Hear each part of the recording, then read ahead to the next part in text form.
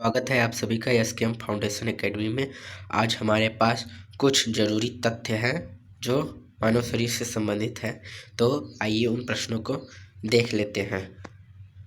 लाल रक्त कणिका red blood cells का निर्माण कहाँ होता है? अस्थिमज्जा में। लाल रक्त कण का जीवन काल कितना होता है? 120 दिन।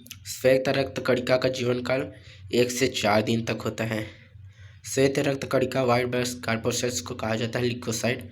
लाल रक्त कणिका रेड ब्लड कार्पोसेल्स को कहा जाता है एरिथ्रोसाइट। शरीर का ताप नियंत्रक होता है हाइपोथैलेमस ग्रंथि। मनुष्य की सर्वदाता रक्त समूह कौन सी है? O blood group. मनुष्य की सर्वग्राही रक्त समूह ए बी ब्लड ग्रुप। रक्तचाप ब्लड प्रेशर मापने के यंत्र को कहा जाता है स्फेग्नोमैनोमीटर।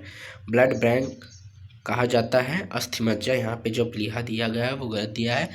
प्लीहा को रक्त कणिकाओं का कब्रिस्तान कहा जाता है, क्योंकि प्लीहा में जाकर सभी रक्त कणिकाएं खत्म हो जाती है, नष्ट हो जाती है।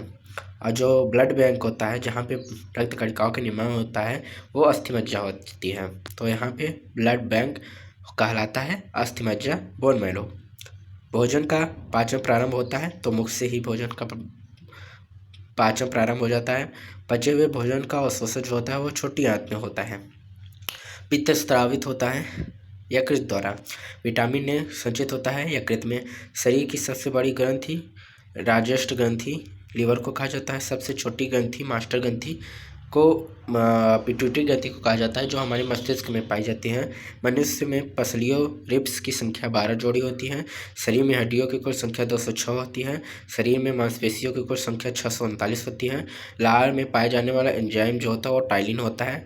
लिंग निर्धारण कहाँ से होता है? वो पुरुष क्रोमोसोम से होता है, XY क्रोमोसोम से।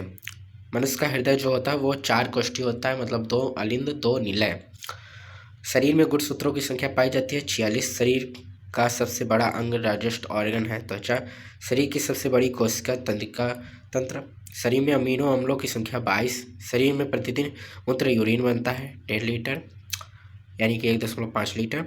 मूत्र दुर्गंध देता है क्योंकि यूरिया के कारण मूत्र दुर्गंध देता है, क्योंकि यूरिया जो होता है उसके विघटन से अमोनिया बनती है और अमोनिया ही गंध का कारण होती है। मानव शरीर का पीएच मान कितना होता है? 6 होता है, अर्थात मानव मूत्र जो होता है वो अम्लीय होता है। शरीर का सामान्य तापमान कितना होता है? तो शरीर का सामान्य तापमान 98.6 डिग्री फ़ारेनहाइट या 37 डिग्री सेल्सियस या 310 केल्विन होता है।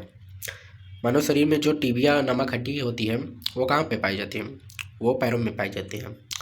दांतों और हड्डियों की संरचना के लिए आवश्यक तत्व कौन सा है? दांतों और हड्डियों की संरचना के लिए आवश्यक तत्व कैल्शियम फास्फोरस होता है। रुधिर को थक्का जमने ब्लड क्लॉटिंग में सहायक कौन सा होता है? तो प्लेटलेट्स जो होता है वो रुधिर को थक्का जमने में सहायक होता है। मस्तिष्क और सिर के अध्ययन से संबंधित है फ्रेनोलॉजी। श्वसन के द्वारा सर्वाधिक मात्रा में ली गई गैस कौन सी होती है? नाइट्रोजन। जीवाश्म कौन होता है? साइकस। मिनीमाता रोग किसके कारण होता है? मिनीमाता रोग जो होता है वो जल में मरकरी के प्रदूषण से हो जाता है। मतलब अगर जल में HG पारा की अगर मात्रा ज़्यादा होगी तो इसके कारण हमें मिनीमाता रोग हो जाता है। मानव त्वचा का अध्ययन करने वाली विज्ञान कहलाती है डर्मेटोलॉजी।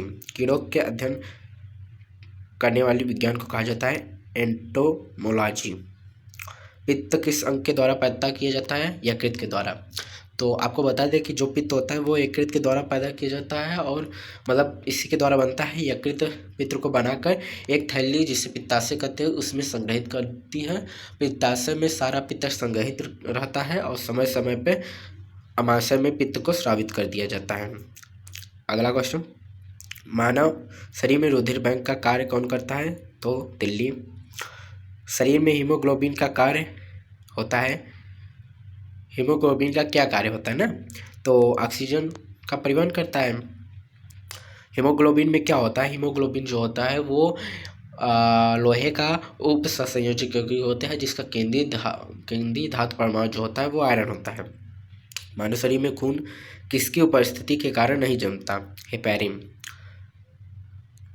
रुधिर के प्लाज्मा में किसके एंटीबॉडी किसके द्वारा एंटीबॉडी निर्मित होती है? रुधिर के प्लाज्मा में किसके द्वारा एंटीबॉडी निर्मित होती है? लिम्फोसाइट यानी कि WBC, श्वेत रक्त कणिका।